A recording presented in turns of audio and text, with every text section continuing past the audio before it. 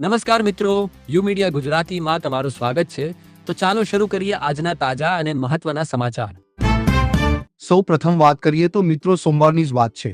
લોકો રવિવારની રજાની મજા માણીને ઉઠ્યા જ હતા ત્યાં સવારમાં સમાચાર આવ્યા કે પેટ્રોલમાં 2.6 રૂપિયા અને ડીઝલમાં 2.7 રૂપિયા પ્રતિ લીટર ભાવ વધારો થયો છે. એક મહિનામાં આ ચોથી વાર ભાવ વધારો થયો હતો. સ્વાભાવિક છે કે પેટ્રોલ ડીઝલ મોંઘું થાય એટલે શાકભાજી, અનાજ, કરિયાણું, દૂધ સહિતની જીવન જરૂરી ચીજવસ્તુઓ પણ મોંઘી તો થવાની જ છે. ને મિત્રો, તમને શું લાગે આ મોંઘવારીમાં ગરીબ માણસ શું કરે? કમેન્ટમાં જણાવતા જજો. બીજી ખબર જોઈએ તો ગુજરાતના બે ભાઈઓના કટાક્ષ ભરેલા ગીતે સોશિયલ મીડિયા પર ધૂમ મચાવી. 5 દિવસમાં 70 લાખથી વધુ વ્યૂઝ મળ્યા હતા. ગીતના શબ્દો કંઈક એવા હતા કે પંપે પેટ્રોલ ના મળે મોદી કાકા, પંપે ડીઝલ ના મળે ડીઝલ લેવા ગયો તો 10 લીટર માગ્યું પંપ વાળો કાંઠો, મને 2 લીટર આલ્યું, 2 લીટરમાં ખેતર ના ખેડાય, મોદી કાકા 2 લીટરમાં ખેતર ના ખેડાય, આવો અન્યાય ના કરો ખેડૂતને, આવો અન્યાય ના કરો. આવા શબ્દો સાથે તેમણે ગીત ગાયું હતું. આગળ હવામાનને લઈને ખબર જોઈએ તો ગુજરાતમાં આકરી ગરમી હાલ લોકોને તોબા પોકારાવી રહી છે. અમદાવાદ, રાજકોટ, ગાંધીનગર, સુરેન્દ્રનગર સહિતના શહેરોમાં ગરમીનો પારો 43 ડિગ્રીને પાર પહોંચી રહ્યો છે. હવામાન વિભાગના મતે આગામી 3 દિવસ ગરમીમાં કોઈ રાહતની સંભાવના નથી.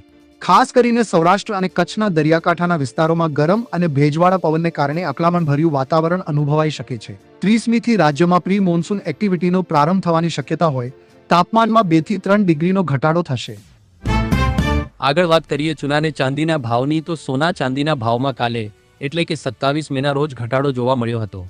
India Boolean and jewellers association અનુસાર 1 કિલો ચાંદીની કિંમત 4,503 રૂપિયા ઘટીને 2.2 લાખ રૂપિયા પર આવી ગઈ છે. 10 ગ્રામ 24 કેરેટ સોનાનો ભાવ 571 રૂપિયા ઘટીને 1.57 લાખ રૂપિયા થઈ ગયો છે. ચાંદીની કિંમત 2 દિવસમાં 9,000 અને 1,800 રૂપિયા સસ્તી થઈ ગઈ છે.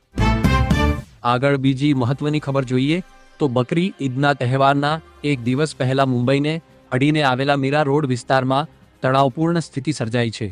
અહીંની એક જાણીતી હાઉસિંગ સોસાયટીના પરિસરમાં બકરી ઈદ નિમિત્તે સામૂહિક રીતે બકરા લાવવામાં આવતા સ્થાનિક રહીશોએ ભારે વિરોધ નોંધાવ્યો હતો.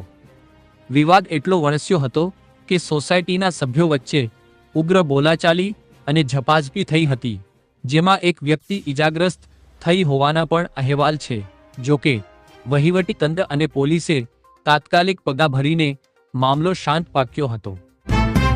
છેલ્લી અને મહત્વની ખબર જોઈએ તો એક મહિનાની અંદર હોર્મુઝમાં જહાજોની અવરજવર શરૂ થશે. અમેરિકા નૌકાદળની ઘેરાબંધી હટાવશે. ઈરાને દાવો કર્યો છે કે અમેરિકા સાથેના સંભવિત કરારનો પ્રારંભિક ડ્રાફ્ટ તૈયાર થઈ ગયો છે.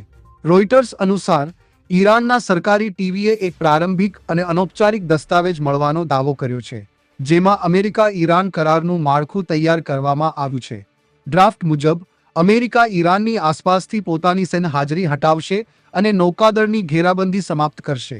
તેના બદલામાં ઈરાન 30 દિવસની અંદર હોર્મુઝ સ્ટ્રેટમાં વ્યાપારી જહાજોની અવરજવરને યુદ્ધ પહેલા સ્તરે પુનઃસ્થાપિત કરશે. મિત્રો, આજ માટે બસ આટલું જ. રોજ તાજા અને મહત્વના સમાચાર જોવા માટે જોડાયેલા રહો યુ મીડિયા ગુજરાતી સાથે. ધન્યવાદ.